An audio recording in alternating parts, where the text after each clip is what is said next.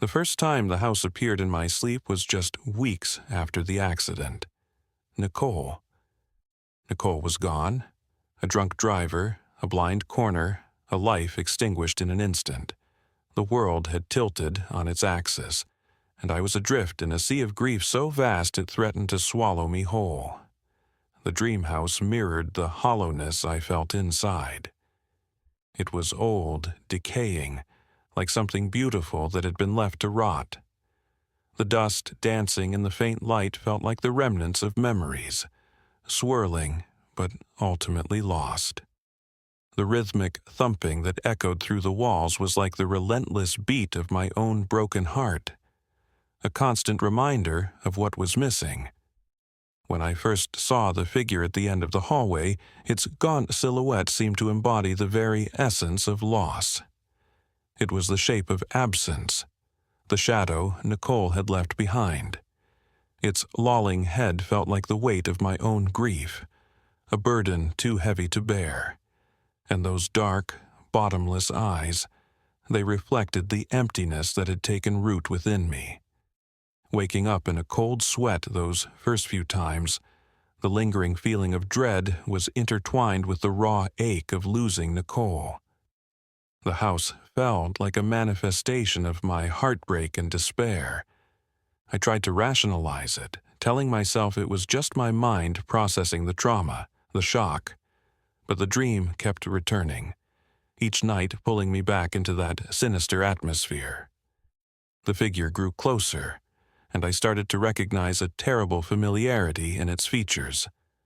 A slight tilt of the head, the way its shoulders slumped.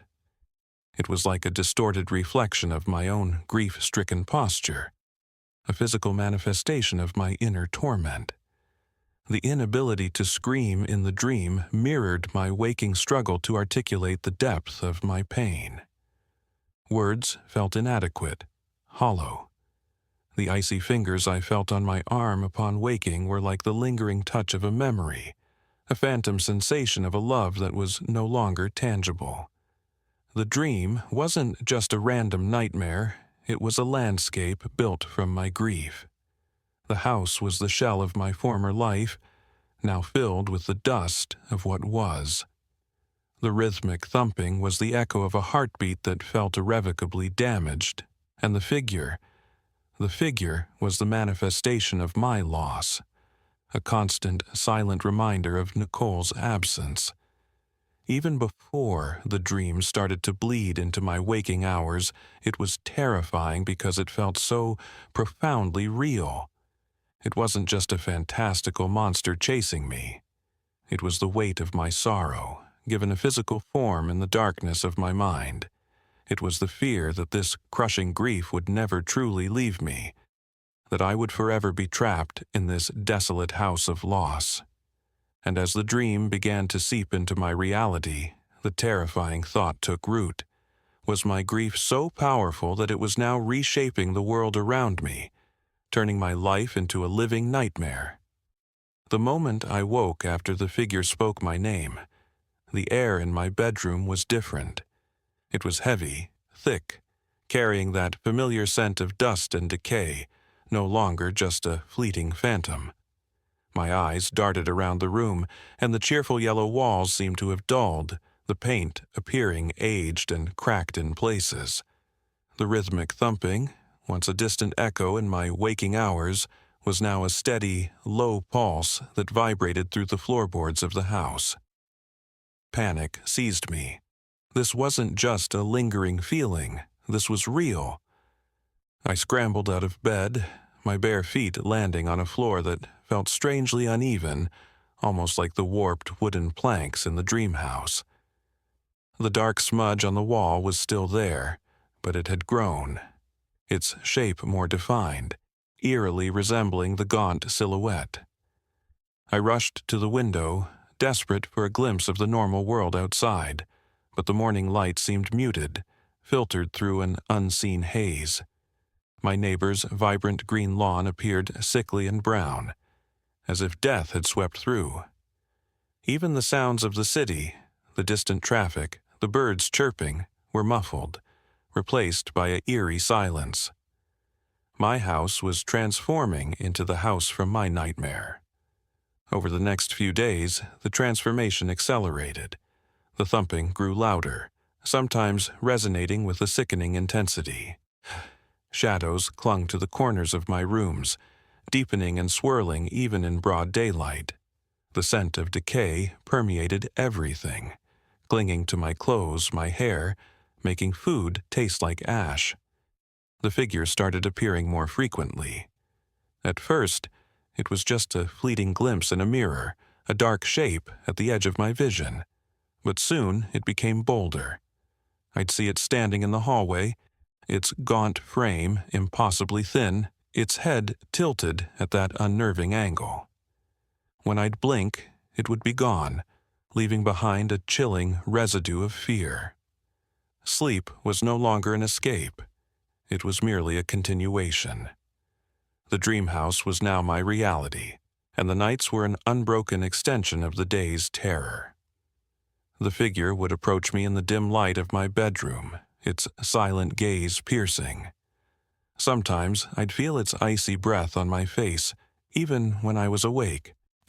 My attempts to leave my apartment were met with an eerie resistance. The doorknob would feel cold and slick, almost slimy.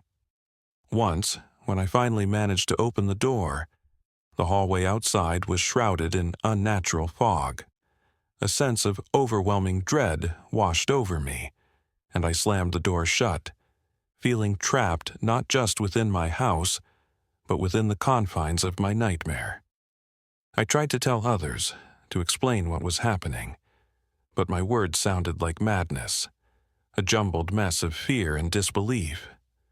My friends looked at me with concern, suggesting I see a doctor. They couldn't see the shadows that danced in my living room, couldn't smell the pervasive decay, couldn't feel the chilling presence that haunted my every waking moment. Now, the figure is almost always with me. It stands in the corner of my vision, its dark eyes fixed on me. It whispers my name constantly, a dry, rustling sound that grates on my sanity. I can feel its touch sometimes, a cold, skeletal hand brushing against my skin. My house is no longer recognizable. The walls are peeling, covered in a strange, dark mold. The furniture is draped in shadow. The rhythmic thumping is a constant, deafening roar in my ears. I am trapped in the house that was once only in my dreams, and the figure, the embodiment of my deepest fears, is no longer just a nightmare. It is here, in my reality. They say, I'm here for my own safety. The sterile white walls of the mental hospital offer no comfort, only a stark contrast to the decaying house that now exists solely within the confines of my mind. The doctors murmur about trauma and psychosis, but they don't understand. They haven't seen the figure, haven't felt the icy touch, haven't heard the relentless thumping that still echoes in my ears. It never stops, the rhythmic thumping, the scent of dust and decay, the shadows that dance in the corners of the stark white room, and the figure. It's always there, just at the edge of my vision, its gaunt face tilted, its empty eyes staring. It whispers my name, Nicole's name, over and over, a constant maddening reminder of what I've lost and the nightmare that has become my eternal reality. I close my eyes and I'm back in the house, walking down that dimly lit hallway, knowing what is waiting for me at the end. I open them, and the white walls offer no escape. The dream never ended. It simply became my waking life, a terrifying loop playing endlessly like a record in my mind.